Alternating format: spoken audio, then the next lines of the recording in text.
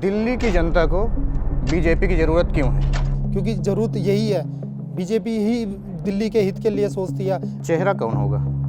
देखिए पार्टी उनके पास तो अरविंद केजरीवाल है। उनके पास वो भी नहीं है, क्योंकि वो खुद जेल में कभी भी जा सकते हैं। परंतु मैं आपको बता दूं, हमारी पार्टी में चेहरा नहीं होता। हमारी पार्टी का एक ही चेहरा है, प्रधानमंत्री जी। और हमारी पार्टी में आप देखिए, खट्टर जी के आप कोई चेहरा बनाए थे किसी ने, मोहन यादव जी किसी ने चेहरा बनाए थे, भजन लाल शर्मा जी किसी ने चेहरा बनाए थे।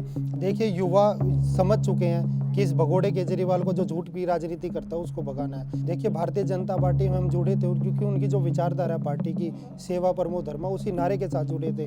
कैसे हम युवाओं को आगे लेके आ सकते हैं, युवाओं को कैसे रोजगार दिला सकते हैं। जी नमस्कार, हमारे चैनल द जेन्युइन न्यूज में आपका स्वागत है। सबसे पहले मैं आपका परिचय जानना चाहूँगा और फिर जानना चाहूँगा आप चुनाव क्यों लड़ने आए हैं दिल्ली चुनाव में इस समय? बिल्कुल, मैं एक भारतीय जनता पार्टी का एक कार्यकर्ता और जिसमें मैं अनेक संगठन के दायित्व पर रहा, जिसमें युवा मोर्चा के कार्यकर्ता से शुरुआत होकर जिले में मंत्री, जिला अध्यक्ष के बाद प्रदेश मंत्री, फिर प्रदेश महामंत्री और बाल्यकाल से स्वयंसेवक। तो जो विचारधारा हमारी पार्टी की जुड़ी हुई है, सेवा परमो धर्मा, उसी विचारधारा के लिए हम पार्टी से जुड़े हुए थे। तो आज मैंने देखा, आज जन संवाद पे निकले आप, काफ़ी दिनों से निकले होंगे, आपके पास समय नहीं था, आपने समय दिया, बहुत बहुत धन्यवाद। तो आप जनता को क्या संदेश देने जा रहे हैं? जनता को एक ही संदेश है कि जो भ्रष्टाचारी जो कांग्रेस सरकार और एक ये केजरीवाल सरकार, अब फर्क है बहुत सारी सरकारों में। आप केजरीवाल सरकार को देखिए जो झूठ की राजनीति पे चलते हैं। अब गांव उसने अपना शीश महल बना लिया। एक तरफ प्रधानमंत्री जी अशोक विहार में आके जहाँ जोगी वही मकान का नारा देके, कमरे अलॉट करके उनको घर देके, और जब नारियल फोड़ते हैं और वो झूठ की राजनीति करते हैं। तो हम झूठ की राजनीति नहीं, बहाने नहीं, बदलाव चाहिए। अब की बार भाजपा सरकार चाहिए। तो मतलब आप दिल्ली की जनता को तीसरे विकल्प की बात कर रहे हैं, मतलब पहले कांग्रेस थी, शासन किया, उसके बाद ये आम आदमी पार्टी आई, तो आप चाहते हैं कि तीसरा विकल्प बने? बिल्कुल, देखो ये जो कांग्रेस और आम पार्टी है, दोनों एक ही पार्टी हैं और दोनों अब तय जा चुकी है, ये तय है। अच्छा, आप युवा हैं, आप भारतीय जनता पार्टी से जुड़ने का क्यों इतना रुझान दिखाए? देखिए भारतीय जनता पार्टी में हम जुड़े थे क्योंकि उनकी जो विचारधारा पार्टी की सेवा परमो धर्मा, उसी नारे के साथ जुड़े थे। कैसे हम युवाओं को आगे लेके आ सकते हैं, युवाओं को कैसे रोजगार दिला सकते हैं, युवाओं के लिए कॉलेज कैसे, यूनिवर्सिटी कैसे खुल सकती है, ये सारी चीज़ें हमारे लक्ष्य थे।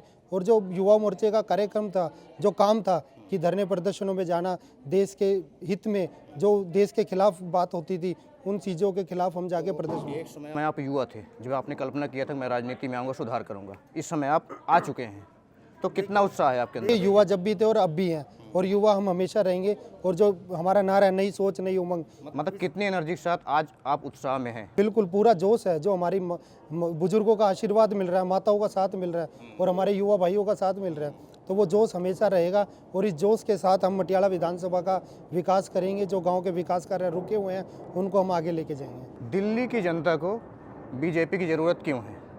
बिल्कुल, दिल्ली की जनता को बीजेपी की क्यों ज़रूरत है? क्योंकि ज़रूरत यही है। बीजेपी ही दिल्ली के हित के लिए सोचती है। हम जिस क्षेत्र में खड़े हैं, यहाँ पर प्रधानमंत्री जी ने 15 दिन पहले 2 यूनिवर्सिटी दी हैं, एक लॉ कॉलेज द्वारका में और एक वीर सावरकर यूनिवर्सिटी दी है। और यहाँ पर जो UR रोड देख रहे हैं आप, 15 मिनट में चढ़ेंगे आप कुंडली पहुँच जाएंगे, और रात को चढ़ेंगे तो सुबह मुंबई पहुँच जाएंगे। तो ये विकास है। इस विकास के नारे को देते हुए हम यहाँ पर जुड़े हैं। भाई संदीप सरावत। देखिए युवा समझ चुके हैं कि इस भगोड़े केजरीवाल को जो झूठ की राजनीति करता है उसको भगाना है। हम इसमें जो हमारा नारा है, नई सोच नई उमंग नया जोश, उस नारे को साथ लेके भारतीय जनता पार्टी के साथ सब युवा जुड़े हैं। मैं खुद उदाहरण हूँ, मैंने ज़िंदगी में नहीं सोचा था मुझे पार्टी अपना मटियाला विधानसभा से प्रत्याशी बनेगा। परंतु जब चाय वाला प्रधानमंत्री बन जाता है, एक गाय वाला यूपी का CM बन जाता है और खट्टर जी CM बन जाते हैं, तो उनकी मुझ पर नज़र पड़ी कि हमारा कार्यकर्ता अच्छा है। उस कार्यकर्ता के नाते मुझे यहाँ जिम्मेवारी मिली है और जो विश्वास उन्होंने मुझ पर रखा है, जो विश्वास जनता का मिल रहा है, उस प्यार और भरोसे को साथ लेके हम यहाँ से मटियाला विधानसभा से भारी बहुमत से जीतेंगे। भाई संदीप सरावत। मटियाला में आप कितनी टक्कर देखते हैं अपने सामने, किसको टक्कर मानते हैं? देखिए मैं एक साधारण से परिवार से आता हूँ। क्योंकि एक साधारण परिवार, यहाँ कोई मैं पहली बार नहीं आया। पार्टी की टाइटल तो आम आदमी उनके पास है। देखिए टाइटल से कुछ नहीं होता, मैंने बताया मैं एक साधारण से परिवार से आता हूँ। मेरे पिताजी खुद DTC के कंडक्टर, उसके बाद ATI से रिटायर हुए हैं। तो बड़ा ही साधारण सा परिवार है। जो आज ये झंडे लड़ी देख रहे हैं, यही काम हमारा होता था। और ये मेरा घर है। इस घर में मैं एक बार नहीं आया, अनेकों बार आया हूँ, अनेकों पंचायतों में आया हूँ। और ये जो साथ इनका दिख रहा है उससे हम टक्कर नहीं, उससे तय है कि भारतीय जनता पार्टी हम यहाँ से जीत रहे हैं। भारतीय जनता पार्टी। चलते चलते मैं आपसे आखिरी सवाल पूछता हूँ कि मटियाला की विधानसभा में दावा किया जाता है कि दिल्ली के मुख्यमंत्री अरविंद केजरीवाल ने 10 से 12 साल के शासन में शिक्षा व्यवस्था, स्वास्थ्य व्यवस्था सब कुछ बेहतर कर दिया है। तो अगर ऐसा हुआ है तब आप उनसे बेहतर क्या करेंगे? अगर नहीं हुआ तो आप बेहतर करेंगे ही करेंगे, अगर नहीं हुआ?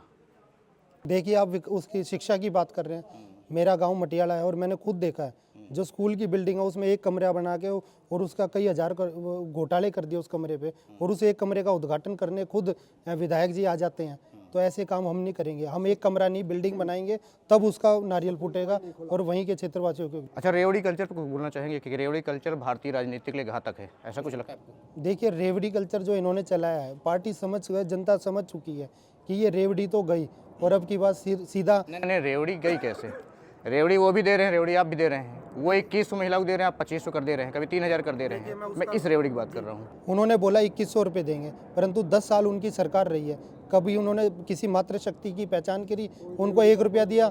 आज हमारी सरकार ने घोषणा की 2500 रुपये और समय लिया, हमने फाइलें चलाई, उसका बजट बनाया। और यहाँ नहीं, वो कॉपी तो वो कर रहे हैं। हमने मध्य प्रदेश में, ये अनेक राज्यों में हमारी ये चीज़ें चल रही है। लाडली योजना, समृद्धि योजना, ये योजना हमारी शुरू से चल रही है, मातृशक्ति के लिए चल रही है, उसी को लेके हम दिल्ली में आए। तो आपका कहने का मतलब है कि दिल्ली 2025 बीजेपी की जीतना बहुत जरूरी है? बिल्कुल, दिल्ली के विकास के लिए ज़रूरी है, दिल्ली को बचाने के लिए ज़रूरी है। आप यमुना जी में जाके देखिए, जिस समय हम छोटे छोटे होते थे वहाँ मेले लगते थे, आज वे मेले खो गए हैं। तो ये कैसे होंगे? हम इनका पुनर्जन्म चाहते हैं, इनको अच्छा चाहते हैं कि इनका विकास हो, यमुना जी बचे, और जो यमुना जी का आशीर्वाद हम पे मिल रहा है वो भी हम लेके। चेहरा कौन होगा?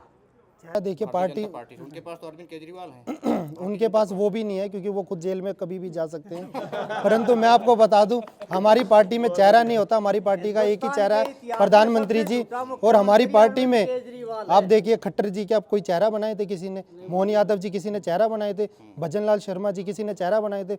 तो हमारी में चेहरा नहीं होता, हमारा कार्यकर्ता ही चेहरा होता है। कुछ प्रधानमंत्री नरेंद्र मोदी हैं, उनका चेहरा दिखा करके आप। बिल्कुल, क्योंकि वो विकास है, वो विकास है और उनका नाम विकास है।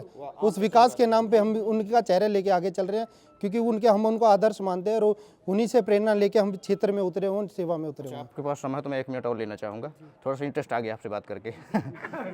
तो मैं भारतीय जनता पार्टी के, आप कार्यकर्ता रहे हैं, इतना संघर्ष किए हैं, मैं भारतीय जनता पार्टी के अंदर का सवाल पूछता हूँ कि भारतीय जनता पार्टी में नरेंद्र मोदी के बाद, प्रधानमंत्री नरेंद्र मोदी के बाद कौन बेहतर नेता होगा? मैं 3 नाम देता हूँ, योगी आदित्यनाथ, नितिन गडकरी और अमित शाह। आप बेहतर नेता बताइए। देखिए, ये जो निर्णय है ये शीर्ष नेतृत्व का है, हमारा काम सिर्फ सेवा का है। विचार बताइए, कौन बेहतर नेता आपकी नज़र में? हमारे लिए सब परफेक्ट हैं, सारे अच्छे हैं, सबको हम आदर्श मानते हैं, और जो भी होगा हम उनके साथ देश के विकास के लिए, देश को परम वैभव पे ले जाने के लिए।